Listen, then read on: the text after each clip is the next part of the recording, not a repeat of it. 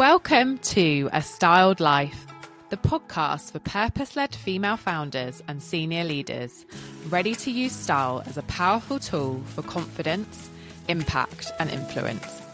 I'm your host, Alex Standley, multi-award-winning personal stylist, speaker and sustainable fashion consultant with 2 decades of experience in the fast-paced world of fashion. Join me as we redefine success from the inside out.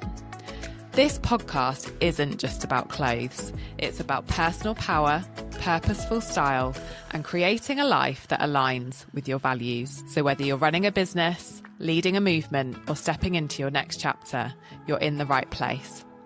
Each week, we'll dive into the world of personal style, sustainability, female empowerment, and living with intention through real stories, expert insights, and plenty of inspiration.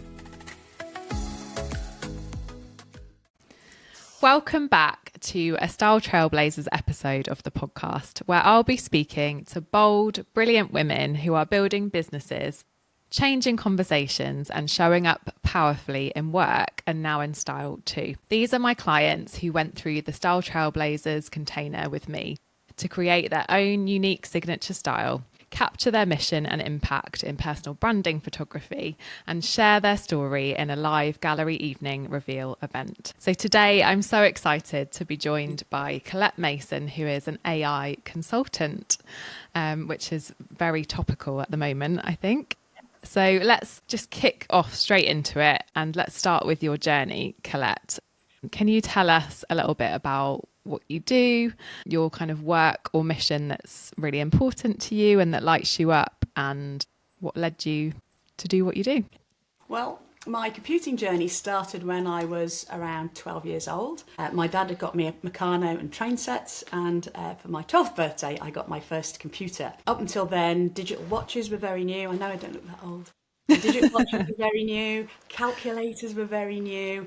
And then you started getting home computers, which you used to have to plug into the telly because you couldn't get monitors at home. And that's where I started. And as an only child, I had quite a lot of free time. You know, I wasn't fighting with siblings or anything like that. But there was time to play with this thing and I loved it. And it ended up becoming a job when I was 14, which was very novel, I guess. When Duran Duran and Rio were in the chart, around about then, I had my first computer job. And I spent the rest of my life being really interested with computers. And a couple of things have occurred to me. I love them. Other people want to ride over them in their cars about 15 times. And they don't love them at all. And accurate. So, yes, I can see where people get really frustrated with them. And I like explaining, well, maybe if we tried this, you might enjoy it. And sometimes that's even worked. And so with AI, I saw the same thing again. It was like building your first website. And people are thinking, crikey, how do you do this? You know, as business owners, we need to get our message out there. And the website was a great way to do it. And they would panic. And now it's the same with AI. You're thinking, oh, I want it to write some stuff because I've got to do my accounts and I've got to do the blog posts. I've got to appear on podcasts. I've got to do all these things. The accountant wants something. And so people are hoping that AI is going to fill all those gaps. And it's not really worked out that way for a lot of people yet. And I thought I could really help people. With 40 years experience, I've seen a lot of problems and I've seen a lot of processes, and I think I can make a difference. And that's what really galvanized me to be one of the most polarizing topics you could possibly be. I get 2 faces. I either get a yay face or a, oh my God, I'm going to go and get top my drink up. And Glaze. It's one of those.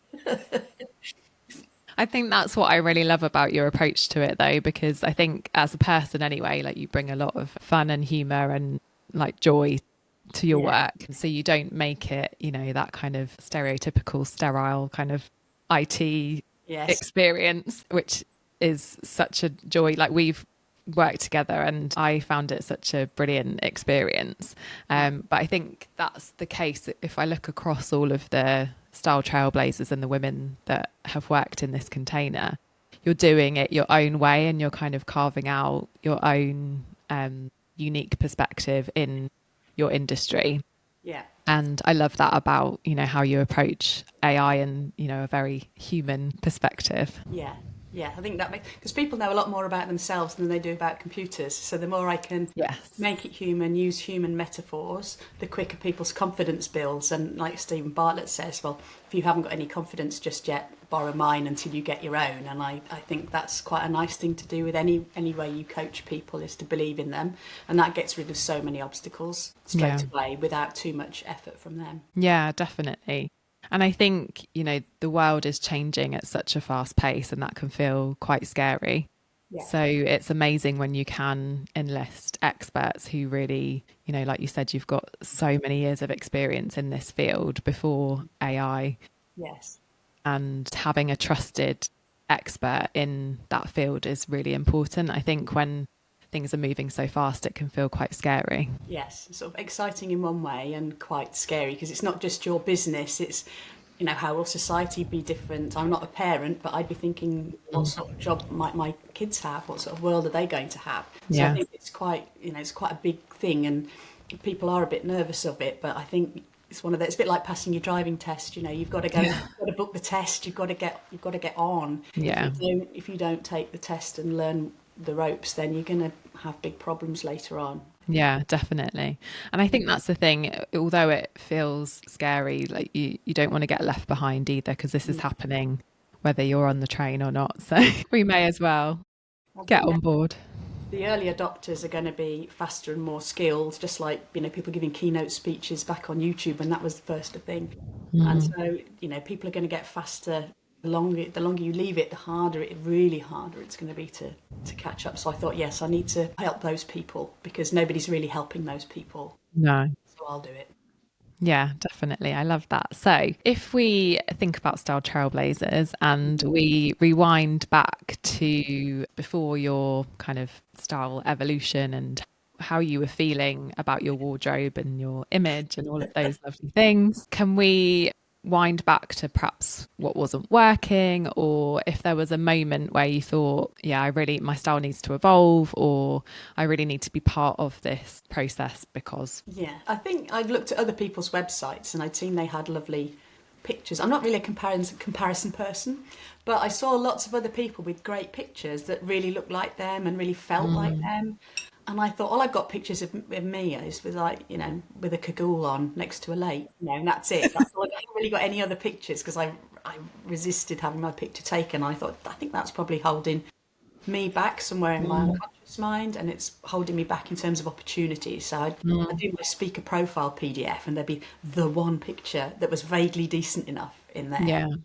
And I thought, but several things had held me back from actually going and doing something with it. And I thought, I'm not the sort of person who can do this on my own. I can do lots of things on my own. Yeah. But sometimes, like processing your annual accounts, you think, yeah, that's not a job for me. Or drawing up plans for your extension, you think, yeah, I'm never going to be that person who want to have the benefit of the conservatory kind of thing. So I thought, I'll ask for help and get me coming across, which is quite... I tried that before, getting other people to give me some advice, and I just came away feeling a bit flat and disappointed, and like, yeah, and I'll never wear that, So it's like, well, what do? I need to kind of fit in and not fit in at the same time. And I just decided not to bother and keep going with the cagoule and lake look. I think that's the thing with style, at least for me, in terms of like my process and my ethos and my approach to it. It's to be empowering, or it should be empowering. It should be it's self-expression, so it can't be about anybody else but you. And I think sometimes that can get lost in all of the rules and the the shoulds and the seasonal palettes and all of that jazz. And I think it's then a very disempowering process for some people, because you don't want to be sat in a box and you don't want to fit a certain criteria. And I think that's really what I wanted to carry into Style Trailblazers, was it's very much about you as an individual. It's not about a cookie cutter approach. And I love a challenge, so it was good. My mum used to work in a retail shop selling clothes, And she would always go, "Have you ever considered one of these, Colette?" And I'm like, "Yes, and no," in the same breath. So it was quite. I've often had these discussions about, "Have you ever considered?" So there I was. Yeah. I thought, well, I'm going to, rip the plaster off and book an appointment with somebody who knows how to solve this for me. Yeah, and I think that's the thing, isn't it? It's like we were saying with what you do, putting your trust in an expert and kind of collapsing time with that as well, because it can be a very overwhelming process, and especially if you don't even know where to start or where to look for, what you're... There's three parts to it. There's what you look like, and then there's someone who takes the photos, and then there's somebody who gets you ready on the day. So there's these big three moving parts, and all of them felt like pushing a big rock up the hill. Yeah. And I didn't want to do any of that. And I thought, yes, let's get some help with these. Lots of people, the photographers will, take your pictures. But if I turn up in a Ghostbusters boiler suit, it's never going to look very good, And I'm like hair. I said to you, I dry my hair and I wind my window down in the car, and that's how I've got a hairdryer, but I've used it to like take wallpaper off with or something like that, or something. Brilliant. Defrost the fridge. It was never a hairdressing implement. So I was really at the back of the curve with all these things. Yeah, and I love that you totally embraced being out of your comfort zone, and hopefully we stayed, very true to you and who you are. Yes. But let's talk a little bit about that. Yes. How did the Style Trailblazers style evolution support that end goal of like you wanting to have better photos and a better way of showing up to give you more confidence and to attract the right opportunities? Yeah. If you can share with us a little bit about what it was like being part of Style Trailblazers and how from the styling to the shoot, what did that bring up for you and how has that helped you to sort of move forward? Well, the first thing occurred to me was I wasn't sure what to put into Google. You said to me, "Can you find some images of what you'd like to be?" Yeah. And I thought, I don't even know what those words, like when you're Googling, like I suppose people Googling for computer things, they don't know what to call it, but they know the result. Crikey, I don't even know what this is. So I managed to work out what to call it, and I started putting a palette together, and I said to you, these are the sort of things. We've got a mutual friend, and she confessed to me that you'd spoken, said, "Do you think Colette might wear something with a colour to it?" And I think the colour drained out of that lady's face and just went, and I felt for you then, thinking, I'm not going to be, I understood I wasn't going to be the easiest of people to help. Yeah. Because there's a lot of like culture in what I choose to wear. It's not about does that colour suit me, it's more of an expression. Definitely. So I put my pictures together, shut my eyes and went, I found these. And then we started and made some choices, and they were great choices because they were very much me, but there was a couple of bits that were slightly more difficult for me to do. And I thought, that's what I need, otherwise I'm going to be stuck where I was. Yeah. And I did talk to a few friends going, what am I doing? What have I done? Skin in the game definitely kicked in because I thought, well, I've paid for this now. I'm going to have to go and do it. It's no point wobbling around, getting panicky. You're going to have to do this. And so then we created the looks. It was a really hot day and we were on Zoom. It was. No, swap this one for that one. And I'm going, okay, running out, streak on Zoom.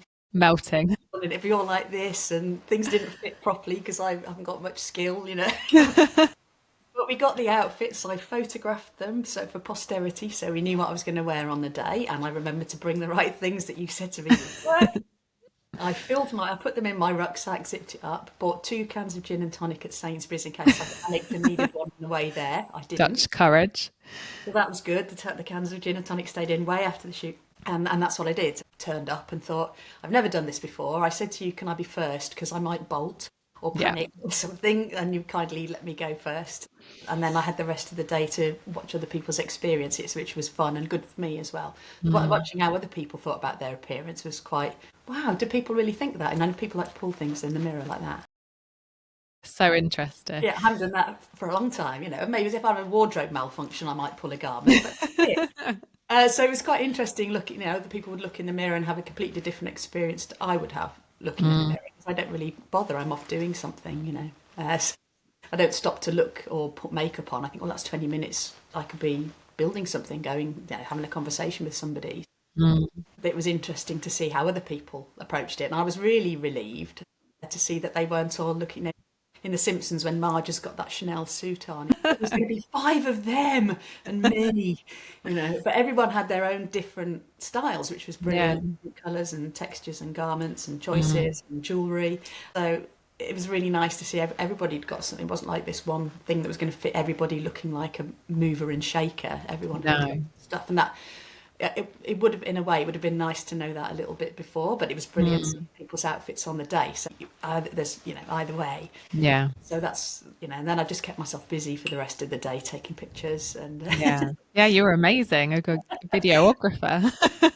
So if anybody else is really nervous like I am, you'll be fine. Yeah, I think it was great to see. I think with everybody, actually, there was an element of, it's part of my job, I guess, to push you out of your comfort zone. Because like you said, otherwise you stay where you were, and that's not necessarily where you wanted to be. So it's embracing that feeling of the wobble, and it's all part of that evolution, because you're not used to necessarily seeing yourself in a certain way, or even just the little styling tweaks. You're not used to tucking in, or whatever it is. And I think that's where you were brilliant in kind of trusting me that I knew what I was talking about and that it would all translate in the best way for the photos as well.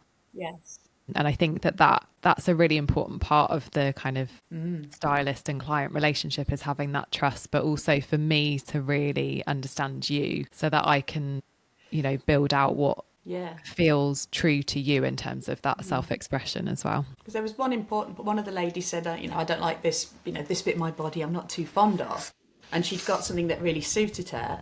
And you made a slight tweak to where the waistband was and how the fabric was, on her. And it completely removed, because I think, I might want to cover that up if that was me. And I mean that in the nicest possible way. But just by the tiniest of like 1 inch changes in how the garment was on the person, it was like photoshopping somebody without having to use Photoshop. And I was quite amazed that you could do that, And I sort of, I know supermodels sellotape bits of, just at the back. Hangs nice, but actually to see it magically transform somebody, so if you said, I don't like this bit of me, I know you could instantly fix that without me having to beat myself up about dieting, or why did I have that cake 3 months ago. All those unpleasant thoughts that go through your head, you don't need to worry about that, because it's all handled with experience.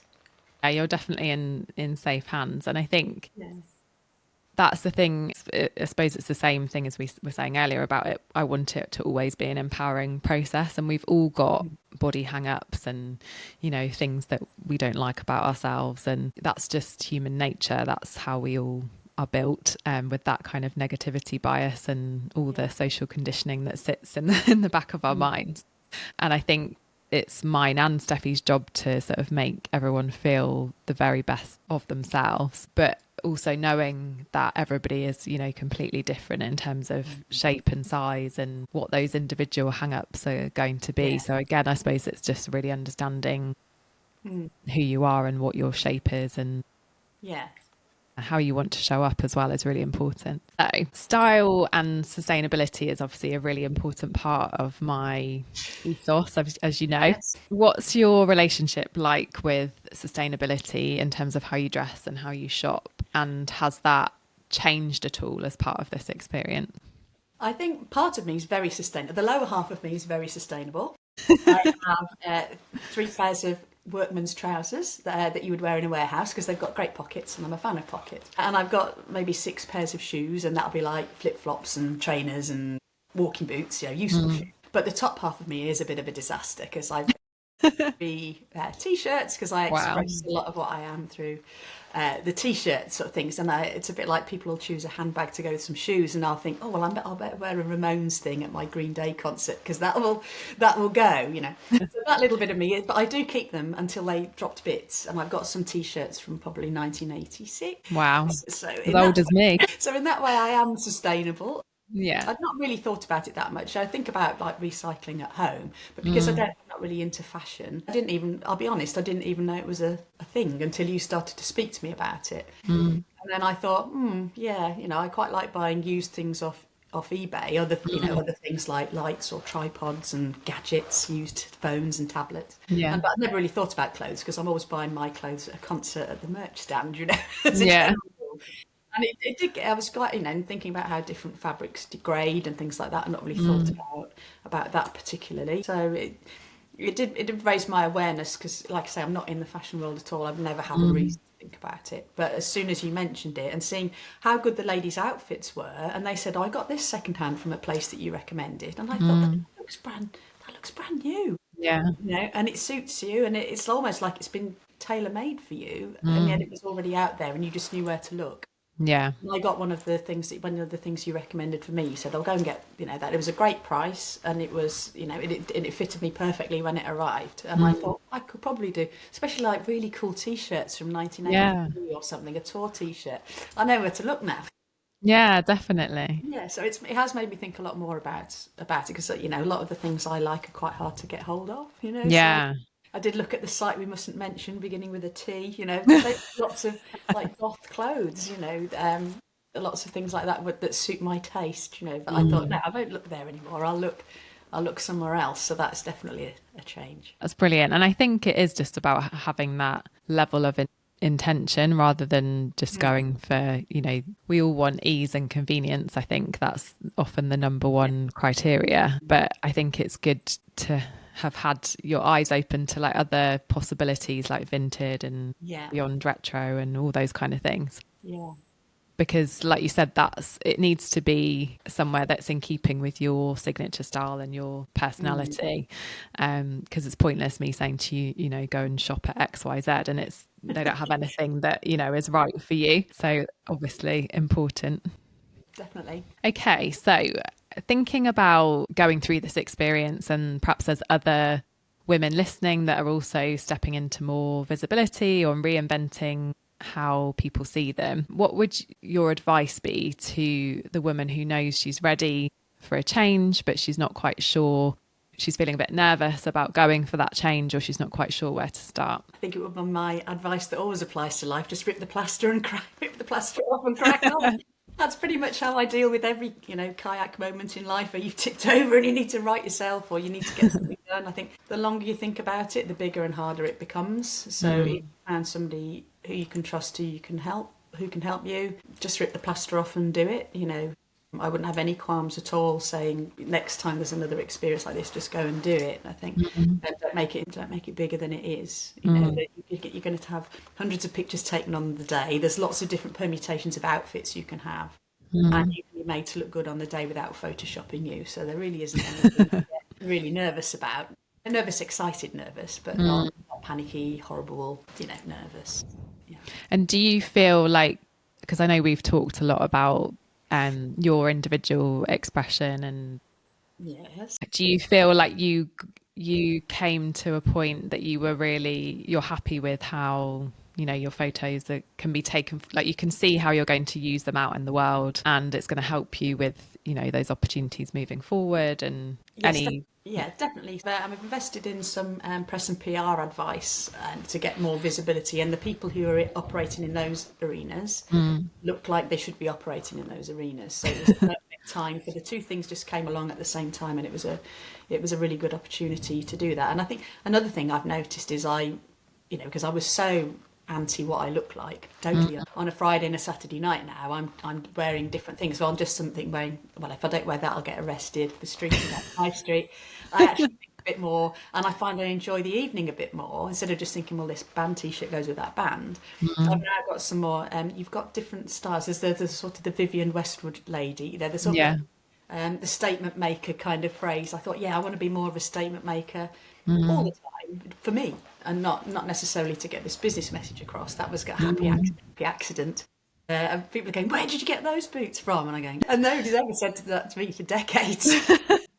Well, they might have said, crikey, where did you get that from? It probably needs a good wash, or shop or the recycler for linen recycling. It's past being worn, so it was quite interesting. People were commenting on, in a nice way, they'd noticed a difference in how I wanted to be seen, and not in a peacocking, everybody look at me kind of way. Just you've got more choices in life. Yeah, I love that, and I think that's what style should be. It's kind of like we lose that childlike joy in getting dressed. because either, like you said, it's not something that you really have made a priority, or it's not something that is a top line for you in your kind of everyday life. But actually, it just goes to show that it can bring a lot of joy, and it can really make you feel good. Like you said, you enjoy that evening a lot more because you've made an effort and it's so aligned with you as well, which is why it brings you joy, because it's that whole thing of dopamine dressing, that you get that hit of dopamine when it's something that you truly love. And obviously if you're putting on a costume or wearing something that isn't you, then you don't get that buzz and that benefit. Yeah, definitely. I've got a friend, Graham, and he wears absolutely horrendous clothes. He looks like a kaleidoscope on legs, and I thought, hey, I could have a bit of that on a Friday night. Not the colours bit, but the kind of... and I saw it, I'm like, yeah, I'll do that on a Friday, and I've loved it. Good. I'm so glad to hear that. So to finish, I always wrap up with my 3 quick fire questions. I've got a very good idea of some of the answers to these already. Or a bad way. In a good way. Okay. So number 1, what is the one item of clothing in your wardrobe that you love the most, and why? It'd have to be an AC/DC tour t-shirt. I have 5 because I've seen them in concert 5 times. Probably, but it would probably be a band t-shirt where I had a brilliant experience, and somebody else will go, I was at that gig. So that would be, they never get, they do get washed, but very, very selectively, and then they go back in the tissue paper and corner. So one of those would probably definitely tick that box. Oh, I love that. I love how you're looking after and maintaining them. Yes. And number 2, if we opened your wardrobe right now, what would we find way too much of? The band t-shirts. People may think it's excessive. I think it's just right. That's one gig a year for each t-shirt. So yeah, that's okay. I think there's something really special about music and the, I guess because partly it engages all your senses, but it can really take you back to, a very specific moment in time. Yes. And I think that's the power of music. So I love that you've also got that connection through your clothing as well. I think the other thing that would stand out is probably my gig shoes. I've got some shoes with 4-inch platforms, which just about makes me 6 foot tall. So I can see other people's bald spots and the band. You'd probably go look at those as well if you open the cupboard doors. Love that. And finally, what is an outfit or a trend that you look back on and think, I really shouldn't have worn that, or I really regret wearing that? Easy. So that's the pastel pink zip up flying suit, kind of cat suit thing with just one big zip up the middle. Yeah, like a flying suit in pink, which I probably wore in about 1984. By 1985, I was wearing black things. And I've never looked back since. So yes, I've probably got a picture of that somewhere. I'll have to see if I can find it. Yeah, dig it out. It's quite, but it would be good because you could see, if you like it. It sounds very 80s vibes. Yes, definitely. Brilliant. Thank you so much for joining me and for sharing your story with everyone. It's been so interesting to hear about your reflections on this journey and the evolution, and the impact that it's had just on, day-to-day life. I think it's always really interesting to hear. Yeah. Where can people connect with you if they want to find out more about what you do or follow along your journey? So if you go to cleverclogsai.com, that's where I've got my things, and there's a Substack blog on there where you can read more about my thoughts and how I help people. Brilliant. And I'll share all the links to your website and your socials and stuff in the show notes as well. Great. Thank you very much. Thank you so much for joining me. Thank you for tuning in to A Styled Life. If today's episode resonated, the best way to support the show is to share it with another trailblazer or leave a quick review. And if you're ready to align your style with your next level of impact, head to the show notes to book your free style strategy call. Because when your style aligns with your purpose, the world takes notice.